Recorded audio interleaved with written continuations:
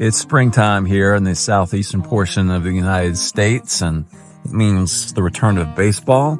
And for us as educators, deciding on whether we want to return to the classroom next year or not. Do you stay in teaching, or do you go and try something different? And if it doesn't work out, then you can always return, because schools are definitely hiring.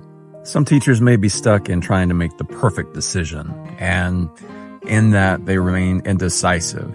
There is no perfect decision. If you choose to stay or leave the classroom, there's going to be assets and liabilities, and hopefully you make a decision to where the asset side weighs more than the liability side. Let's get right into it. It's been a good week. We had parent-student conferences to where the students were leading the meetings and talking about their strengths and some of their challenges. And I'm proud to say that overall, that the environment was positive from the parents. I know a lot with social media and various outlets out there, it seems like the voices of rage are outnumbering the voices of reason. But a lot of the parents that I was able to talk with were very supportive, very thankful for the environment we were providing their child, or positive influence, and how pleased they were with how the school year was going. I walked away feeling pretty good about what we were doing as a team of teachers at my school there, and hopeful that the rest of the semester is going to go well. And I know many of you guys are struggling out there. Not everyone is feeling good about the teaching profession with the latest headlines. It can be a very discouraging field. And many of you have said that this year is actually tougher than last year. Quite a bit have said you're not coming back, or you're not sure if you're coming back. So the goal of today's program is just to give you some food for thought to help you in the decision-making process. So I know a lot of you are deciding what you want to do for next year. Do you take the leap and do something different?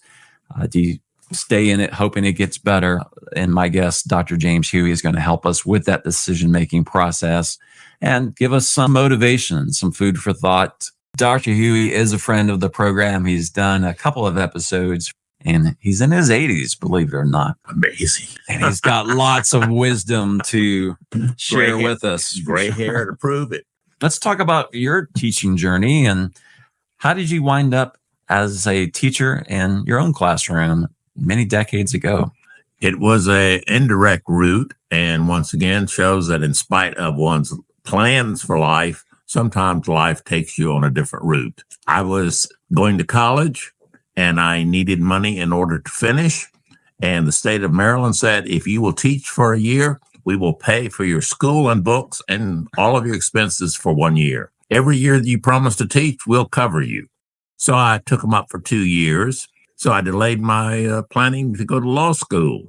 I was determined to be the next Perry Mason. And lo and behold, I got into teaching. And after 2 years, I realized that Perry Mason and I were never going to meet again. So interesting, you didn't go into teaching as this calling, but you saw it as a means to an end. That is exactly right. It was just one of those paths in the road, which is why I firmly believe in the power of planning. But I've certainly learned very early that no matter what one plans, sometimes life offers you a junction that's not in the plan, and it really can take you to a better place. So it sounded like it turned into a very meaningful experience for you. Very much so. In fact, I feel so fortunate that one of the things that came out of those first 2 years of teaching was that some of my students still associate and communicate with me, and people that I would call dear friends years later. I mean, it has been over 50 years since we were teaching. I was in my early 20s and they were teenagers, and lo and behold, they still find it of value, the effect that we had, the respect that we had for each other. Relationship continued into friendship after the classroom. So teaching is one of those fields where you can make a difference. Yet so many of us are so discouraged as we go into the classroom day in and day out. How did you know when it was time for you to leave the classroom after you were experiencing some success with your students? Well, one of the things is that I learned very early is the power of experimental learning. I like to experiment. When I left the idea of being a lawyer and entered into teaching, the next thing I realized is that, the main gift that I had to offer was relationships and guaranteeing a student that, yes, I can care. I'm going to work very hard to listen and understand what you're saying. So evolved. Once again, I left teaching. I moved into being a guidance counselor. And I realized that my path lay in the field of psychology rather than in the field of law. So in some ways, you stayed focused that this is your life story, not your students, not your co-teachers. This was your life story. And there were things you were wanting to experiment, try, and do. Always. After I moved from guidance counselor, I moved into being a teacher of political science. And then I ran for Maryland's Constitutional Convention because I wanted to experiment with what it's like to be in politics. And then after that, I moved on to other things. Eventually got my doctorate in counseling psychology and decided it was time for clinical practice. And I did that for a while. I really look at my life as a series of experiments because each one of them gave me the chance to take what I had learned and apply it forward. And that to me is being able to reach this age and feel that life has been good. I feel very good about what I've been able to contribute. I feel very good about what I've been able to receive from the blessings of being able to interact with such a diverse and wide range of people. What were some things that you kept in mind as you made your decision to go from one job to the next job? One thing I learned is that my decisions were mine. They are not decisions that anyone else can make for me. I have to make the decisions, and I want to take the personal responsibility for doing so. I also wanted to give myself permission. So many individuals take a path of saying they are not going to allow themselves the chance to make a mistake or to experiment and find that the path is not going to fit them. I believe that all through my life, I have experimented. I found some paths that fit me for a short time, but not for the long haul, and others that seem to be very, very natural. Did you ever make the perfect decision? Never. I'm still, after all these decades, I am thankfully freeing myself up from ever making a perfect decision. I try to be human. I've never been perfect in my entire life path. I accept the fact that, once again, I will do my very best, and I will free myself up from making perfect decisions so that whatever decision I make today, I have the power to redecide and I can change it for tomorrow. And then whatever I try tomorrow, I will make the same decision, whether I want to continue or whether I'm ready for a change. And I think that regardless of our age, we need to be able to hopefully give ourselves that permission. I run into so many people who think that once they've decided to be a teacher, they are locked into that path forever. They can never take and broaden the field of education or the way of building an educational teaching relationship into something more than just standing in the classroom. And if you decide to stay in the classroom or leave the classroom, each decision is going to bring its assets and each decision is going to bring its liability. So there is no perfect decision. And you're a big believer that no decision is still a decision, yes? Yes. There are many people who procrastinate. They put off making a decision. Oh, I'll do that next year, or maybe after the year, or after the latest salary offer, or after the kids leave for college. There's always something that can procrastinate. And so I sense the decisions that I make are what assets do I have to offer to myself and to the new employment situation, new job situation. And then what can I receive? There will always be, as I say, the assets and the liabilities, no matter what way I decide. I have no illusion that the problems of the world are going away. They will be there in some form or fashion. My decision, my power is the ability to choose how am I going to manage them. As teachers are trying to make a decision of whether to continue on or to leave, for many, their mental health is not too good. What's worked well for you in keeping you mentally healthy that may be helpful to some of our teachers out there? I guess I would narrow it down to two things. One is always keeping myself open to experimentation, keeping my idea that I can try something new. Regardless of where I have been, I have the choice of where I am going tomorrow. And the second thing that has definitely affected my ability to maintain what I consider positive mental health is the relationships that I have. I am very fortunate to find people who want to relate to me. I find myself with a desire to connect with, understand, and care deeply about other human beings. Those two things have done more to keep me mentally healthy than almost anything else. What about shifting the magnifying glass or shifting your focus from something that's negative to something that's more positive and staying mentally healthy that way? Well, one of the choices, and we talked about earlier, the choices we have each day. Well, one of the things that I believe is that we have the choice of framing. How do we choose to frame it?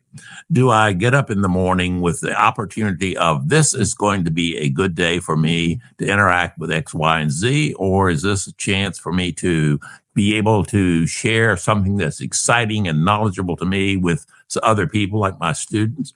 Or am I going to wake up with, it's back to the wars? That may sound minor, but it does frame how you approach your day. And I believe how you frame it is going to make a world of difference because, once again, you have the choice of where you choose your focus. The example I use is that everyone has a personal camera. We sometimes take pictures of scenery, people, animals, activities, whatever, but we get the choice. And it is with our personal attitude camera. We get to choose what kind of focus, feelings, thoughts, ideas, behaviors that we're going to exhibit that day. And we can focus on all the negative or we can focus on the positive. We have that choice. And the magnifying glass is that there's always good news. You can put your magnifying glass on top of it and really feel good about going in and teaching. Or you can feel lousy by putting out all the problems. And I've lived a few decades and there's always been problems. There always will be until the day I draw my last breath. What do you say to those people that say positive thinking isn't realistic? Well, I've never really understood, except that it seems to be someone who wants to somehow escape the decision or the responsibility is what I would say.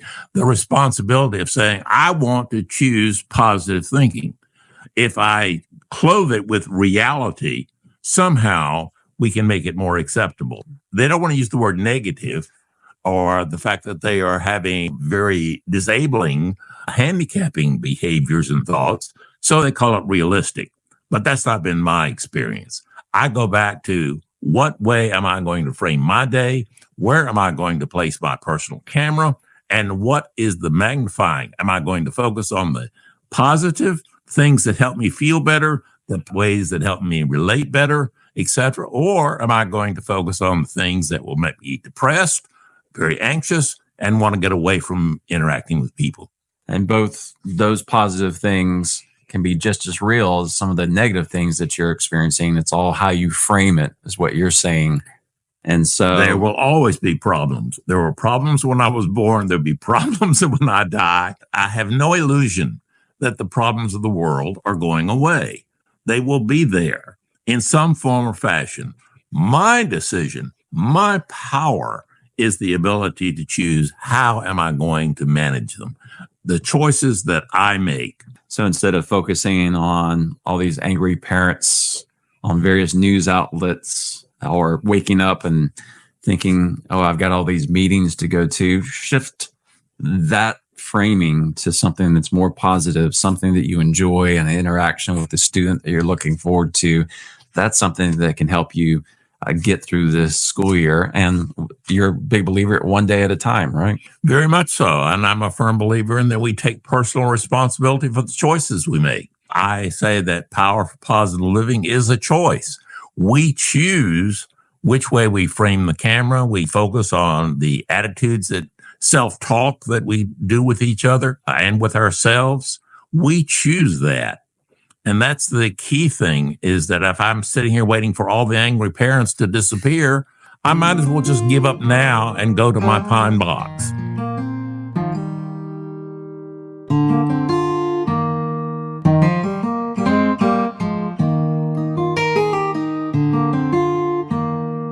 If you want to hear more from Dr. James Hughey, or if you want to read his blog posts or listen to his podcast, where can they find you? They can go to the good old internet and type in pfpl.us.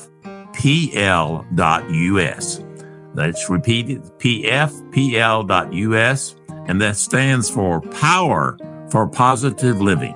Well, it's good having you on the show again, Uncle. It's been a long time and pretty amazing for a man in his 80s. So tune in to his podcast. Check out his blog post, pfpl.us.